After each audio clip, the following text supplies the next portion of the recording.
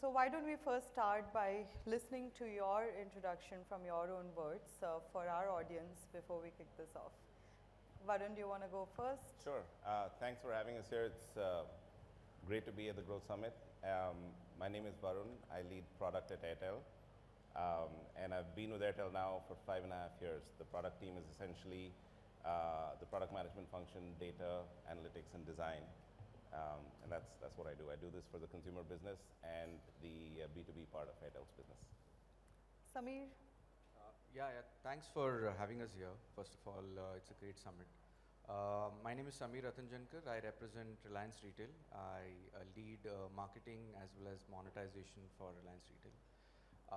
I've been there for 3 years. Prior to that, I was with Amazon and Yahoo for a major part of my career. So that's a quick introduction. Thank you. Thank you. Smriti? Hi, lovely to be here. I'm Smriti. I'm the CEO for English and Business News. It's a long thing, but CNBC and CNN News 18 to paraphrase. And I've been with them for as long as I can remember, actually about 12 or 13 years. And I had basically the business for the platforms that we have under the umbrellas of brands of CNBC as well as CNN News 18.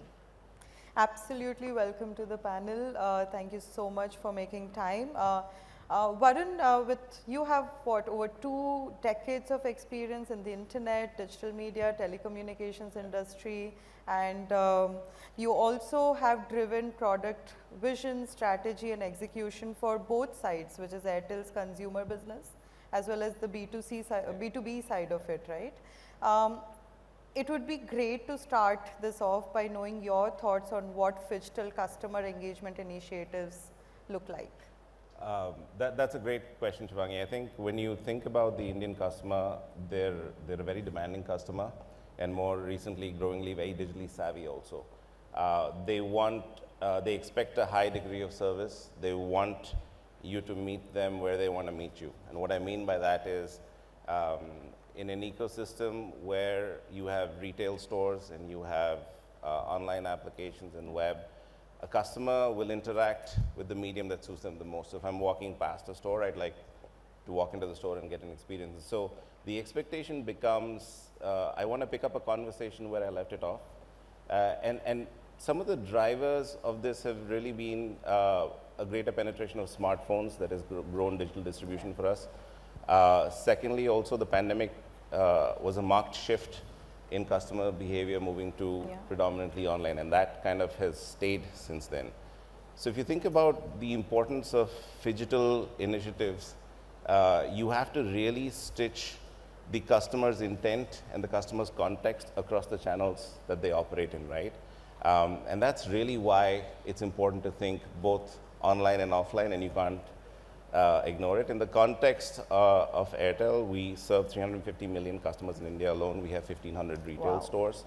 Our customers come from all parts of the country, in urban metros, tier 2, tier 3 cities, remote villages.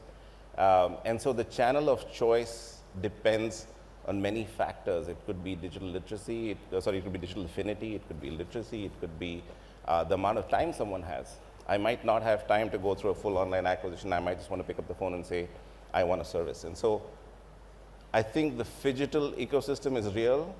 Stitching the online offline is very critical to success for a lot of brands. Amazing. And if you were to put this in the context of driving growth through digital channels, if you could just talk about that perspective as well. Sure.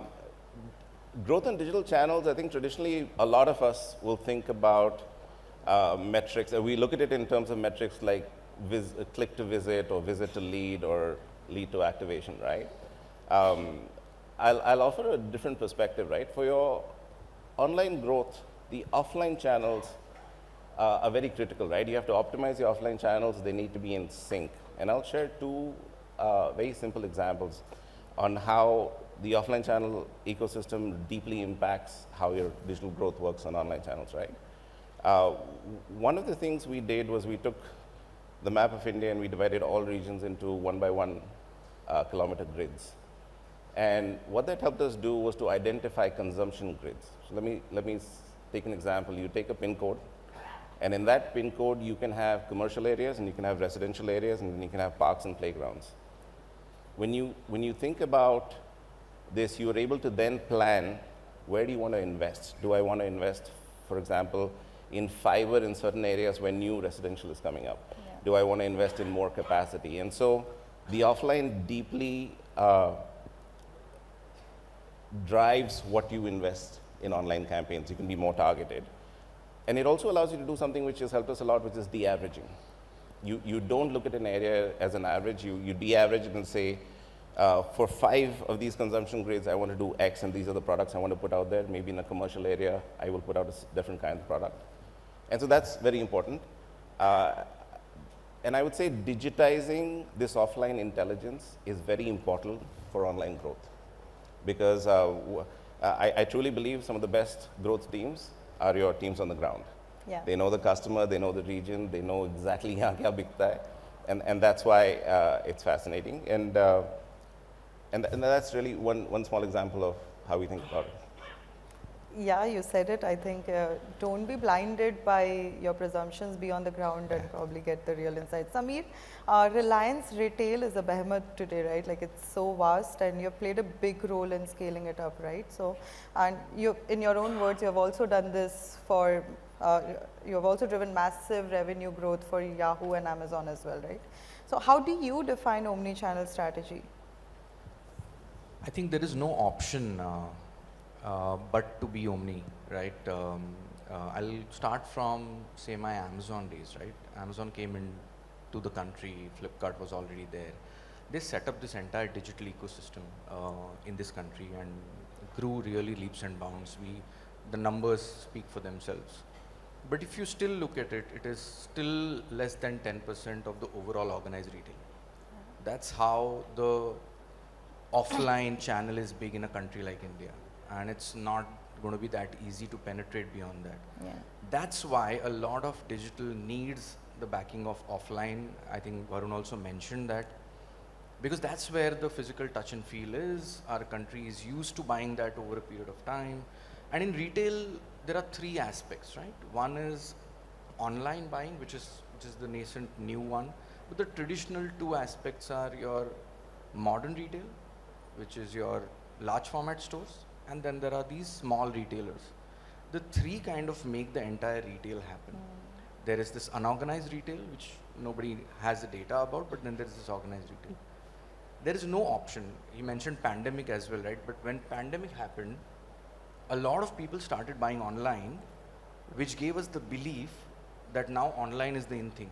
As the pandemic went down, they went back offline, right? So there is a different nuance in this country. Nobody knows what is going to happen. A lot of people invested, investors, VCs invested, and then they realized that, oh my God, what has happened?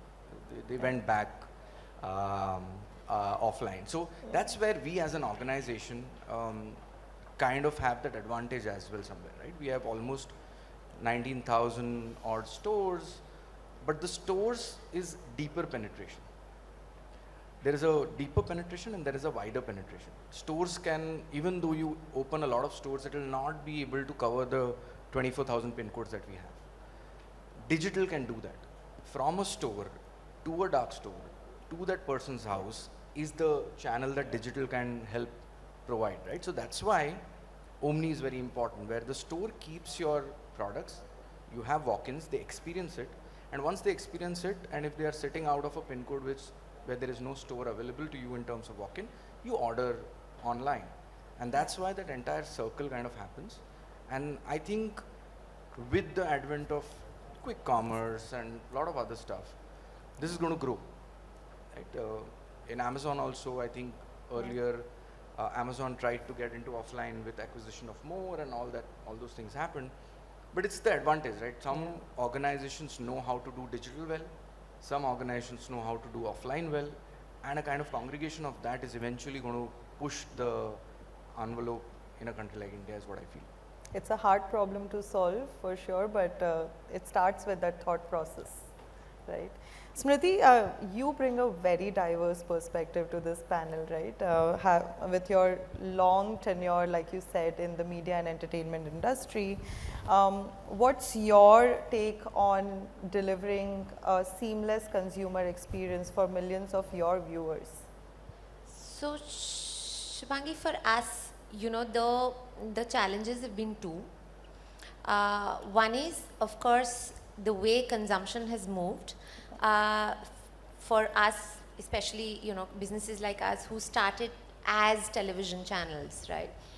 The first challenge that, you know, has come our way has obviously been to sort of mirror, or actually to be a little bit ahead of how the consumer's consumption pattern has moved, right? So now an imperative and a bygone conclusion for, I mean, any media platform is today to be multi-platform, to be distributed widely, to be available on various screens, etc. One is that. The other is, and which is probably true for news and more so for brands like CNBC, which is business news, is that events in the business news space have always been a very prolific business for us. And they serve two purposes. One is deep engagement with our core audience communities. And the other is, obviously, they are a business line for us as well. So we've, you know, for as long as we've been around, we've been doing the phygital business, so to say, where, you know, we've gone on ground, we've engaged with the customer, we've monetized those formats as well. And that has led to us building very meaningful relationships with our customer communities as well, our audience communities as well. And now, of course, over the last, you know, 10 years or so, obviously the data tells you so much of what to make, how long, how short, what platforms to push it in, etc. COVID was this massive learning curve where we realized that events are not just a physical platform, so to say. So we've gone through a virtual to hybrid to free to paid models to all of that. So that's really pushed the learning curve for the business on how is it that you can, you know, sort of grow. And I think one thing which is true for, I think, all media is that the one or two lines in which we've existed don't work for us anymore. So you have to stack up your business in terms of its offering into many ways, whether it's audio, it's video, it's physical events, it's hybrid events. And we are sort of straddling all of that to stay relevant and to stay meaningful to the consumer. Got it, got it. I'll come back to you, Varun, because you've had that massive experience in driving product vision as well. So can you probably talk to us about building those frameworks and products that better empower this business and frontline teams to deliver that uplift in growth as well as a better UX, CX? Sure. In terms of frameworks, I'll rephrase it as first principles, right? One of the first things is think customer back. So in every problem that we solve, customers come first. More relevant today also in first principles or the frameworks on how you want to think about is understanding the customer's context and intent. So the context of the customer really defines the intent. So it is maybe a situation that I'm going through and I want connectivity because work from home is important. That happened through the pandemic, so that's the context I have. And my intent then can be to purchase a service, right? So thinking customer back, understanding the customer's context and intent becomes very important. And I'll kind of try and share that with an example, and I'll just share a framework. So we took the entire customer life cycle from the point of discovery, consideration, payment, billing, and then the life cycle of the product. And we said, how do you think about it and enable customers to do this irrespective of whether they're trying to do it online or offline? So if I want to purchase a service, I should be able to walk into a store and do it, as well as do it online or call a contact center and do it. And so to simplify it, we said we actually spent time on building a platform strategy that allows us to build consistent, reliable, and scalable infrastructure to help customers operate. And at our scale, it is very important to do this, right? And so think about a world where you have a buy platform which allows which enables the mechanism to purchase. It could be recommendations, it could be select a product, put it in your cart. You then have a pay platform that allows you to figure out the preferred method of payment, improve your success rates. And then once a customer purchases and pays for your product, they will get billed for it. So you have a billing platform, and then you have a sense of one view of a customer. So one Airtel customer may have multiple services, and convenience is a very big thing for customers, right? And so how do you provide a singular bill which is simple to understand and easy to pay? And then there's a serve platform that allows you to serve the customer or help them manage their services either through self-serve or through assisted channels through the life cycle of the product, right? So you've got the entire customer life cycle set up like that. And then all of these platforms are stitched with the data platform. So we've over the years built a very robust customer data platform that has enabled us to have a single identity for an Airtel customer irrespective of the service they have. So now if you think about the channels, it doesn't matter which channel you go to. You can go to the app, you can go to the web, you can go to a store, you can call a contact center. The process of buying a product is almost identical. And so it makes it easier for us to purchase a product. And I'll take a small example of how this plays out in real life on frontline teams. And like I said, some of the best growth teams are the teams on the ground, right? Yeah. So we have a workforce that is over 100,000 strong. These are sales teams, these are engineers who do installation as well as fault repair. We built a low-code platform called Airtel Work. And what Airtel Work does is workforce management and then some, right? It allows you to schedule appointments. It optimizes the route of the engineer, which is fairly simple. It then is able to map the skill of the engineer to the job to be done. So as an example, we had, and that's why I say that optimizing offline fleets is so critical to online growth. We had a number of fleets that would do certain jobs. So for example, person A would go do X, and then person B would go do Y. So normally you'll see in ecosystems, someone will call an unqualified lead, and then someone will go install one part of it, someone will go install the second service. And so we looked at the skill set and we brought it together. So Airtel Work maps the job with the skill set. And what it does is it frees up more of your workforce to do more important things and drive growth for the business, which is a very powerful thing, right? Similarly, from an experience standpoint, and this is the other thing, which is experience leading to growth is a very critical way to think about it, right? Growth isn't just like putting campaigns out there. If you build great experiences, you have better customer satisfaction, lower churn, higher lifetime value, right? Now, I'll give you a very small example. When our engineers went out for installation or fault repair, we had these method of procedures. We call them MOPs, right? And the MOPs are a step-by-step instruction of exactly what something looks like and what you need to do. Yeah. So how you install a set-top box has a procedure, and this is what a finished installation looks like. And so what happened, it reduced the number of faults we had on first installs. It made customers happier and churn go down. And it all contributes to growth. So I think those two first principles are very critical. Is like you think customer back. If you want to give them convenience, how do you do that? And then understanding their context and their intent is very critical. No customer who has a complaint on a certain service will buy one more of those. Absolutely. And so that's kind of what is important. So that's how we think about it. It's very well narrated, Varun. Like, I mean, I have a similar question for you as well, Samir, right? So, how are you currently leveraging that offline, online data, that visit data or context from dark stores, etc., you know, and the interplay thereof? Like, how do you currently do that? So see, we have a large repository of data, right? So the way we do is first is how do you kind of collect the data? Because you have stores, you have dark stores, you have smart points, and the stores are also not only one category, there are 4 categories, right? There is grocery, there is electronics, and there is fashion. Within fashion, there are categories, right? There is high-end fashion, there is low-end fashion. So there is a lot of data. Yeah. Then you have your 2 key brands in terms of digital, and there is JioMart as well as Ajio, and there are acquisitions like NetMeds and Urban Ladder. So a lot of customers coming to us from a lot of places. So how do you integrate the data? So what we have done is that we have built a base repository of all this data. right, under the name of Reliance Retail Analytics.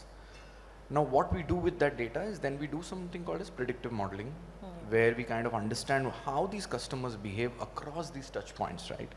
And what are their preferences, what are their likes, dislikes, where do they often visit us, what are their patterns, and from that we do a basic modeling in terms of this is a customer that likes to go to online a lot, buy this particular product, look at these. And within online you have another cuts, right? Yeah. Search, research, buy, add to cart, drop-offs, returns, so many things, right? So vast amount of data. Now through AI and through predictive modeling, we understand the way the customers work. And then we kind of personalize. Because otherwise what happens is that when you have too much data also you get confused. What to do with that data. And then wrong communication through that data becomes a nightmare. And that's where you kind of lose customers. Yeah. So what you need to do is get the data, kind of analyze it properly, understand how do you model your communication while you're talking to your customer. And that's what we do through personalization and make sure that wherever we have found that data, right, whether it's offline buying, online buying, loyalty programs, we collect the data, we do our modeling and then give them personalized information through other various channels like emails and notifications and stuff like that. Even at our stores, whatever, you know, those people who are there, and tell them what exactly they want to know from us. Whether in the store we know that somebody who's walking in is a customer who's usually buying these products, take them there straight to that aisle, or on online, take them through our merchandising to the right place where they want to be through search or research, right? And then the feedback, which is very, very important, right? After doing all this, is the customer really kind of getting what they want and happy? So the feedback is actually telling you back what you've done is right or wrong. So that's the end of the entire cycle, right? So that's how we kind of do it. I'll just build on two things that you talked about, which are very, very meaningful.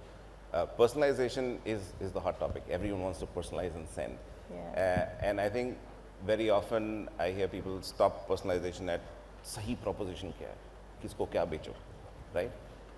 But the point he talked about is personalization also is understanding the channel that you want to reach the customer, the time at which you want to reach the customer, and the preference of the customer. And that's really what it is. For example, SMS used to be the in thing. We'd like just send it out, and then now WhatsApp is the thing. And so the question is, when does the customer want to see an SMS? When does he want to see a app notification? And when do they want to see WhatsApp? Is a big part of personalization. Personalization is deeper. The second thing with personalization is if you personalize so deeply, like the science of one is considered ideal, but it's also about consistency. If I come in the morning and my experience is different from evening, it works if, say, I'm listening to music. Maybe in the morning I want to hear a bhajan, and in the evening I want to hear a more groovy track. But when I want to buy something, I literally want it consistent. I want to know, because it's a habit. And if you look at the Indian customer, literacy is a very important vector when it comes to thinking about customers, right? If I remember where the recharge button is and what it looks like, I will keep clicking it.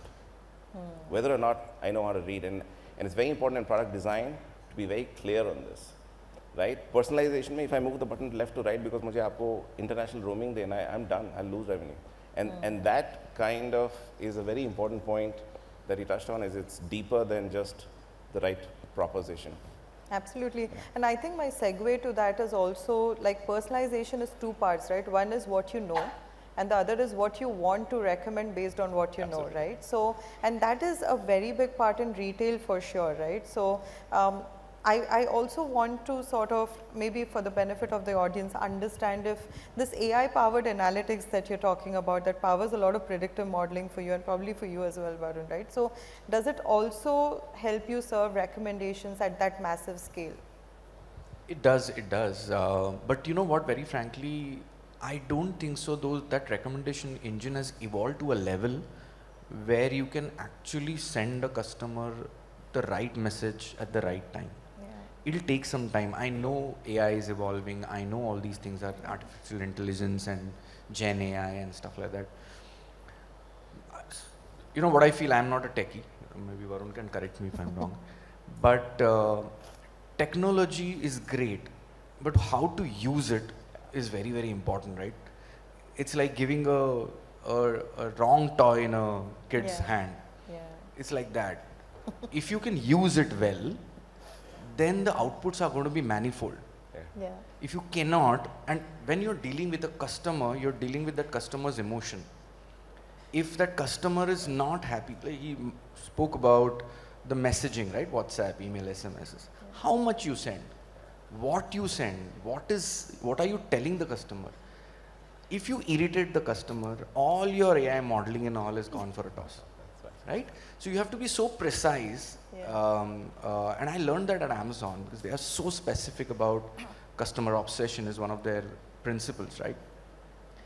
You have to be very perfect. Yeah. And that's why I believe we use it a lot. I know sometimes all of us go wrong, but that's why I spoke about feedback, right? Yeah. If you keep on getting feedback from your customer, it'll keep you on your toes, because sometimes you get very excited about all these tech things. But how to use it is very important, we should take care of. That's absolutely spot on. I think technology is a medium to help you drive business growth. And while AI is as exciting it is, it's also a very deep science. And more often than not, it gets oversimplified. So the feedback mechanism is something which is so critical. Like, I may look at something and click on it because it's Diwali. You have to learn that about me, and that takes a lot of very advanced capability and thinking. So we'll get there. There's stuff you can do now with generative AI, etc. But I agree that understanding the customer is a deeper science. You can deploy technology as a medium to achieve it, but it's definitely not a one and done. So it can only do so much, but the feedback part helps. Smriti, I think leading the business for CNBC TV 18, I'd love to understand how critical it is to invest in a phygital infrastructure for you, and for in general your consumer businesses more to say, and what trends essentially necessitated that aspect as you evolved? So, you know, the infrastructure for us is really the news gathering business, right? So our studios and our teams on ground, that's really our phygital infrastructure, which is not what the consumer interacts with physically, but that's what the consumer sees, trusts, believes, and takes information from on any platform, whether it's his phone or it's his laptop or its television screen, right? And then obviously, extending it to the brand whenever we are on ground dealing with the customer. So a credible, high quality, invested in technology infrastructure is important for us, because you want to look good, you want the news that you deliver to be current, to be efficient, to be correct, and to be fast, right? However, I think the way we all interact with our content has changed. I think we've gone from just consuming news to wanting to understand news to, I think today, especially the younger consumer, when they come to platforms, they don't just want to understand it, they also want to gain some actionable insight. And I think it's more true for news, and within news maybe business news, regardless of language, because in there you're also holding a promise of saying, with the information that I'll decode for you, I'll help you do better, I'll help you save better, I'll help you invest better, I'll help your business do better as well. So I'm decoding that information. So actionable insights have become important.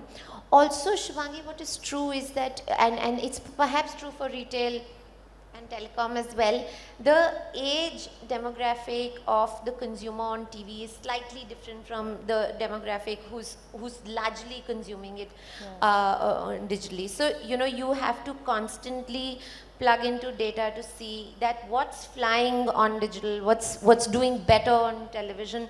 The data sources for all of that are different. Television data comes in differently, and digital data you read and map differently. So I think you have to sort of toggle between all of those things to see what you want to invest in. The other thing I think we've very efficiently done, and a lot of newsrooms have done it now, is that we've actually merged newsrooms between digital and TV. For the longest times, the newsroom was the digital newsroom and the TV newsroom, right? So, so we've actually gone through this exhaustive process of upskilling, training, reassigning responsibilities, etc., where largely we've merged capabilities, we've merged responsibilities, and that has had a phenomenal effect on how we are running it, how we are scaling business, of the output on television as well as digital, and how we are seamlessly becoming multi-platform. Yeah. So I think that for us is our physical infrastructure is what the consumer finally consumes, but not directly and not physically, right? So. Absolutely, and I think I love the idea of combining those newsrooms. I think it's very of the age. For the idea. Can I ask Smriti a question? Yeah, absolutely.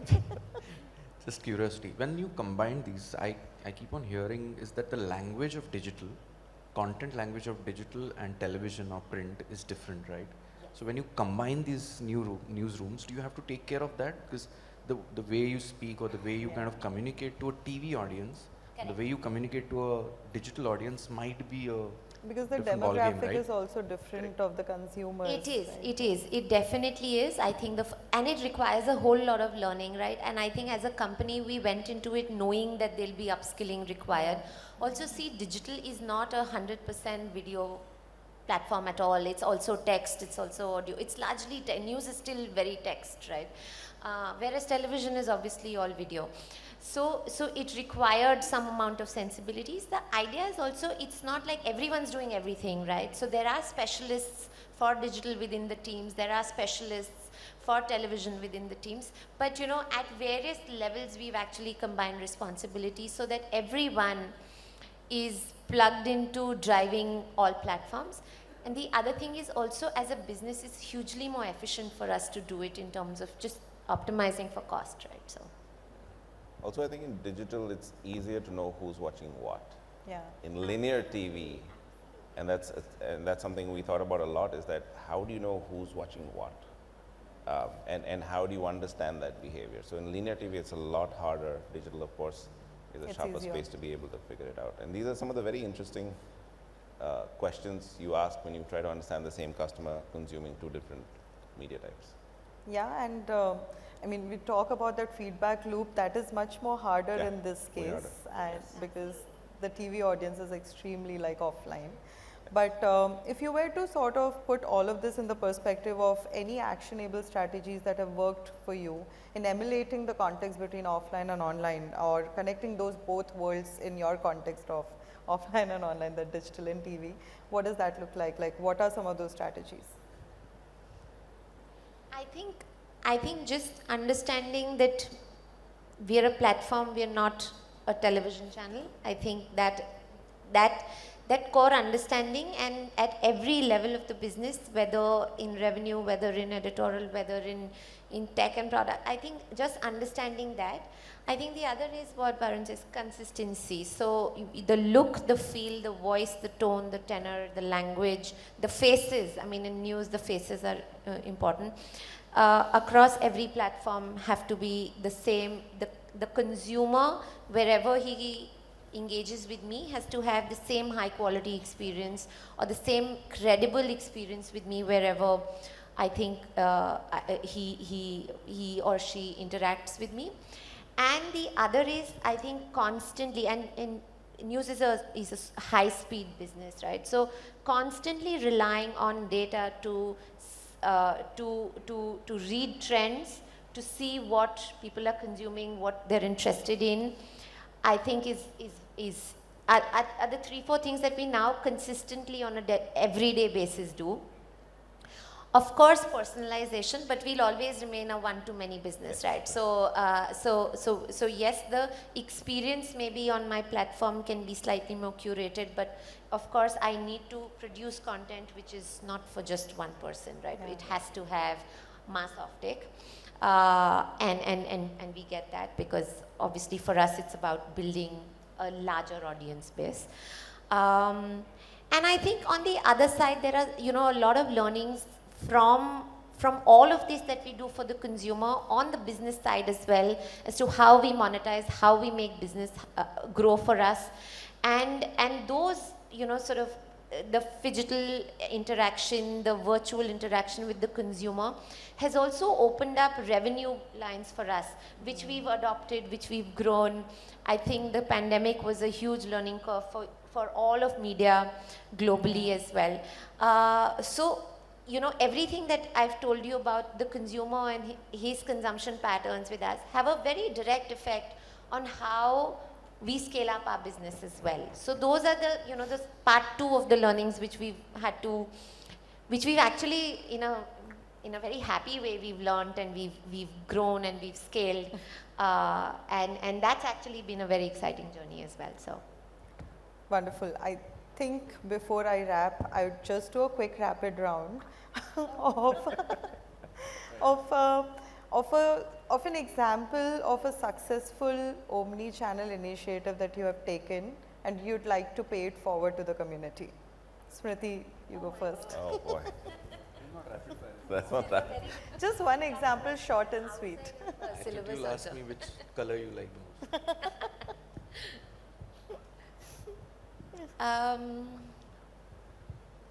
So, let me just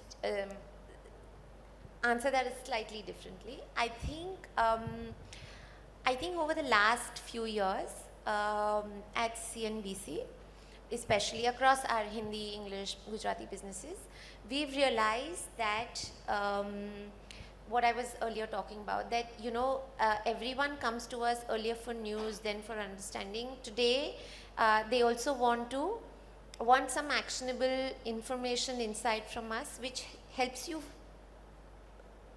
improve, upgrade quality of life, your perceived quality of life in some way. So, in terms of how we engage with our consumers, we've gone from doing content which is recognition based to dialogue based, to now probably doing content which is actually knowledge and information based, which helps you go back and apply strategies to either hacking the next job interview or learning leadership lessons from the big CEOs, or investing better, etc. And the other is that we've also realized that the business leader community is a core community for us. We've also realized that for them, they've all gone from being hugely interested in coming and engaging with us to just talk, to now also wanting to plug into platforms which further the purpose of a business, which talk about platforms like diversity and inclusion and climate and all of that. I think that's really been the transition that we've seen in the last 25 years of being around in India as CNBC TV 18, that how we are doing content is constantly, and the platforms around that we are creating is evolving, because how the consumer expects us to feed into them is evolving. Good. Samir, next. No, one of the experiments that we are doing to become a true omni-channel, and omni-channel is not only offline and online, it is within two online channels as well. Yeah. So what we are trying to do now is we are trying to list all the Ajio selection onto JioMart. So whether you are on JioMart or whether you are on Ajio, you will get everything that you want. Amazing. Right? Because that's a fashion site, but JioMart is an all horizontal. Yeah. So we are trying to figure out if we've just done that, all the Ajio selection is now on JioMart. So you can come to JioMart and shop what is available at Ajio. And not only the base Ajio selection, the Ajio Lux selection, everything. If that's what we are trying, let's see how it goes. Truly implemented the cross-sell piece, right? I had the most time to think about it, so. I'll share an example of, I firmly believe Airtel's like in the business of nation building, right? And after the pandemic, connectivity became a very critical thing for Indians. If you look at what we've achieved with a broadband business. We actually were initially in 110 towns where we had fiber. It had taken us a number of years to get to that point. We thought through how we were going to grow this and meet the demand that the country had. And in a very short period of time, leveraging not just the online channels, but also making the investments. I talked about digitizing your offline ecosystems, mapping network elements and capability. We came up with a franchisee broadband model where even where we didn't have fiber in cities, we were able to leverage local cable operators who would normally give you cable TV to extend broadband, right? So you have smaller towns that today have access to high-speed internet as a result of that. And so if you think about the impact of omni-channel initiatives, and I think you have to think about GTMing all of this together, online and offline. We were able to expand the 110 cities to over 1,000 cities, and we went to 4,000 partners, and that took care of making sure that they have the tools to be able to build, to be able to see the numbers that they needed to, and that was predominantly offline. It was just done by hand, and so tooling is a big part of it, and it all comes together. And if you look at the broadband business today, India has some of the best connectivity in the world as a result of initiatives like this, and it's all online and offline together. So it's a Well, thank you so much. I've had the privilege to host the most insights-packed panel probably of the evening. Thanks for the detailed narration.